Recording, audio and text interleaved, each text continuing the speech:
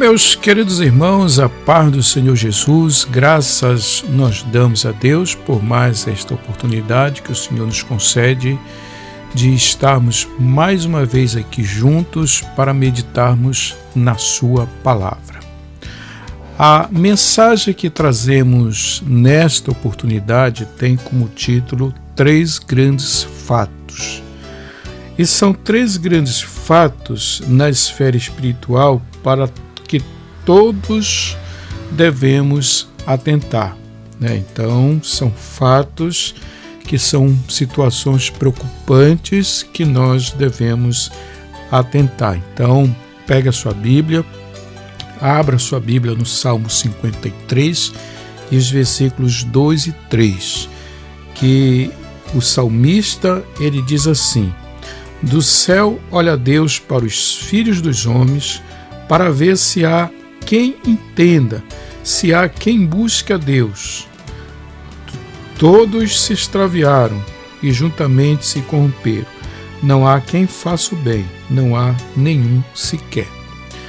Então isso está em Salmo, no capítulo 53, versículos 2 e 3. Então, no nosso seminário de crescimento espiritual, nós pedimos que você anote esses versículos, faça uma releitura desses versículos para você ir cada dia mais fundamentando a sua vida espiritual, a sua vida na presença de Deus, fundamentado na palavra do Senhor.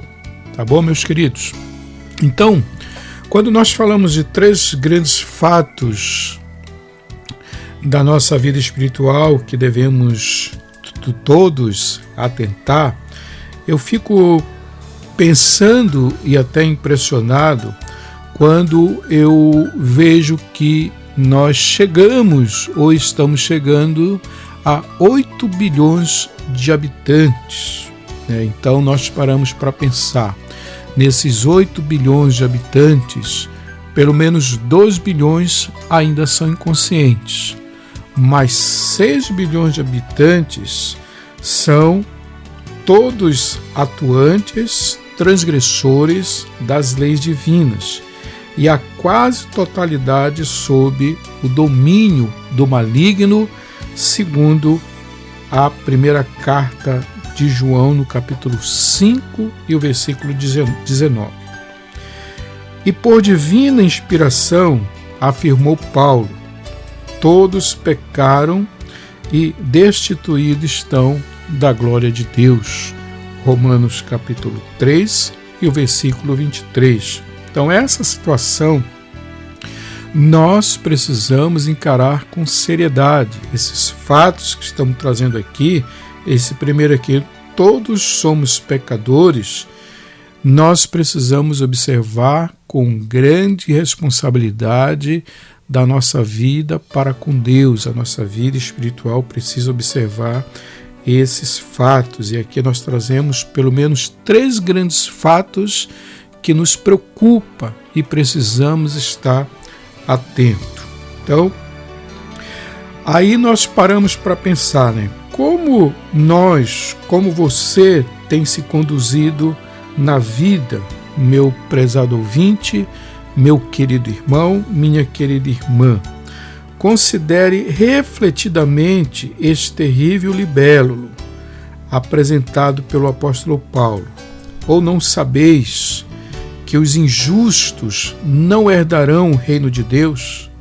Não vos enganeis, nem impuros, nem idólatras, nem efeminados, nem sodomitas, nem ladrões, nem avarentos, nem bêbados, nem maldizentes, nem roubadores herdarão o reino de Deus. Isto nós encontramos na primeira carta de Paulo aos Coríntios, no capítulo 6, versículos 9 e 10. Isso é muito sério. Então nós precisamos meditar nessas palavras constantemente, porque elas não mudaram. O indivíduo sem Cristo peca por ignorância, por maldade e por prazer. O crente em Cristo não vive pecando.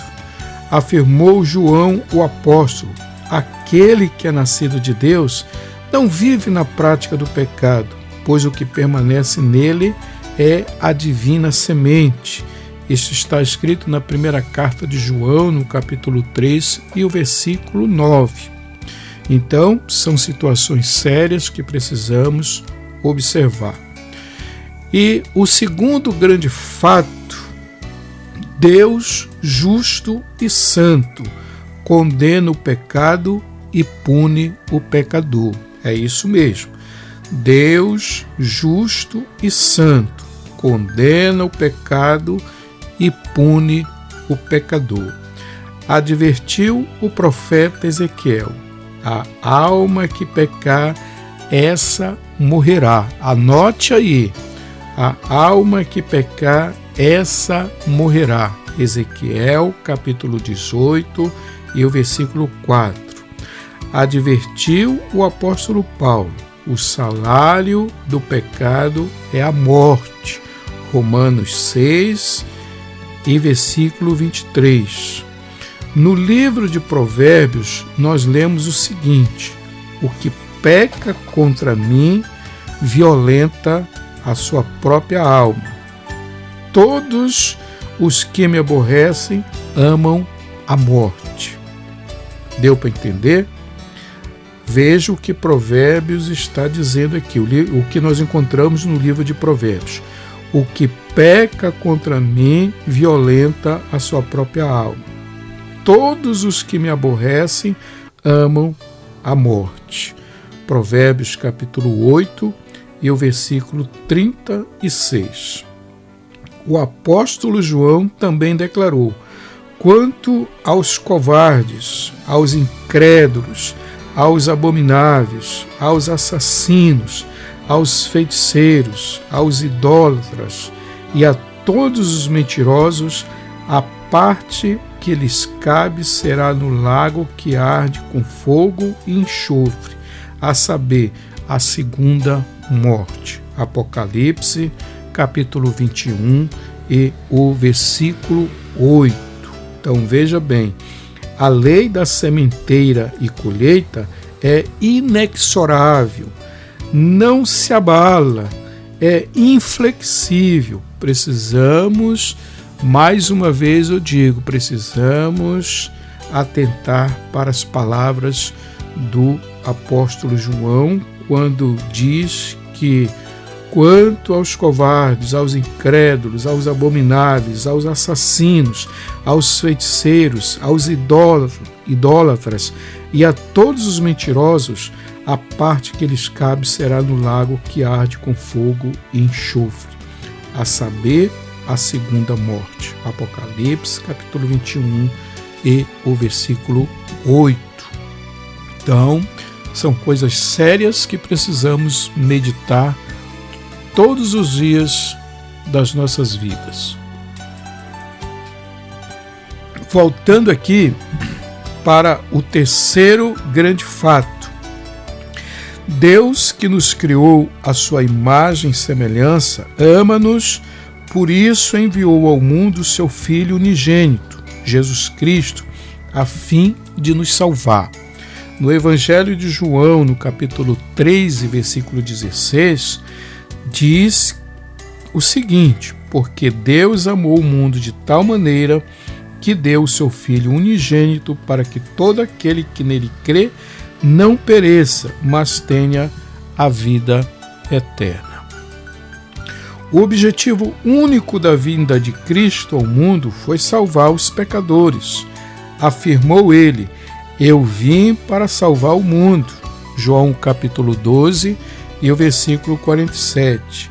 Em casa de Zaqueu, o publicano, declarou: o Filho do Homem veio buscar e salvar o perdido.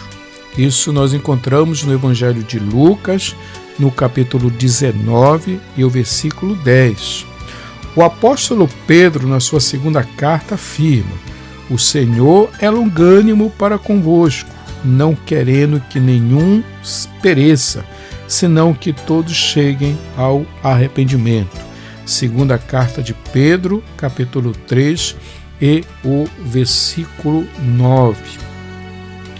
O amor de Deus para conosco revela-se de tantas maneiras que impressiona, não é verdade? Uma que se destaca entre todas é a faculdade do livre-arbítrio. O Senhor Deus nos deu o privilégio de escolher cada um o seu próprio caminho. Você é o que é por sua própria escolha, inclusive o seu destino.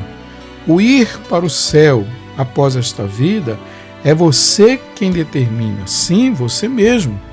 Se você aceitar a Jesus, for uma de suas ovelhas, você receberá a graça da salvação. Eis as suas próprias palavras: as minhas ovelhas ouvem a minha voz. Eu as conheço e elas me seguem. Eu lhes dou a vida eterna, jamais perecerão, e ninguém as arrebatará da minha mão. João capítulo 10, versículos 27 e 28. É o pecador quem determina ser ou não ser uma ovelha de Jesus e segui-lo. Todo aquele que, usando a faculdade do livre-arbítrio, determina ser ovelha de Jesus e o segue, recebe a graça da salvação. Resolva, pois, meu distinto ouvinte, meu prezado irmão, minha prezada irmã, resolva agora ser uma ovelha de Jesus e receberá a maior de todas as dádivas, a graça da vida eterna.